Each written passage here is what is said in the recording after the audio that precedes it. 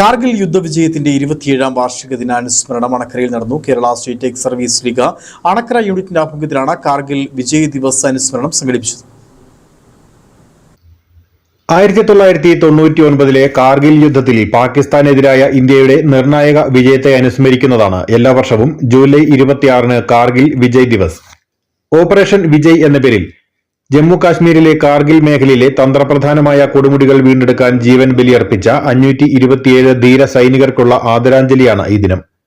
കാർഗിൽ വിജയ് ദിവസ് 2026 അവരുടെ അസാധാരണമായ ധൈര്യത്തെ ആദരിക്കുകയും ദേശീയ ഐക്യത്തിന്റെയും പ്രതിരോധ തയ്യാറെടുപ്പിന്റെയും പ്രാധാന്യത്തെ ഓർമ്മിപ്പിക്കുകയും ചെയ്യുന്നു.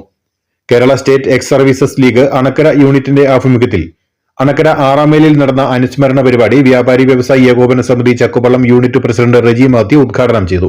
ഏഷ്യയിലെ രണ്ട് പ്രധാനപ്പെട്ട രാജ്യങ്ങളായ ഇന്ത്യയും പാകിസ്ഥാനും തമ്മിൽ തീവ്രമായ ഒരു യുദ്ധത്തിലേക്ക് നീങ്ങുന്ന ഒരു പരിസ്ഥിതി ഉടലെടുക്കുകയാണ് ഉണ്ടായത്.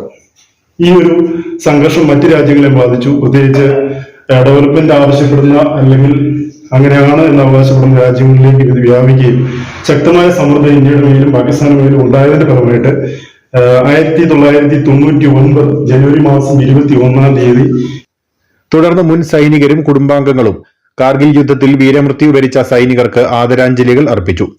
X services league secretary KM Gopinathan Kargil അനുസ്മരണ പ്രഭാഷണം നടത്തി. നമ്മൾ റേഷൻ സാധനങ്ങളും ഒക്കെ വെച്ചിട്ട് വന്നിടത്ത് പാകിസ്ഥാന്റെ പട്ടാളം കയറിയിരിക്കുന്നു. അന്ന് പർവേസ് മുഷറഫാണ് അവിടുത്തെ ജനറല്. പിന്നെ അവിടുത്തെ പ്രധാനമന്ത്രി ഒന്നും അറിയാതെ തന്നെയാണ് വാസ്തവത്തിൽ അവിടെ കയറിയതെന്നാണ് പറയുന്നത്. ഇതിനെ തുരത്തിയിട്ട് നമ്മൾ ഈ സ്ഥലം പിടിക്കാനുള്ള ശ്രമമാണ് സംഭവിച്ചത്.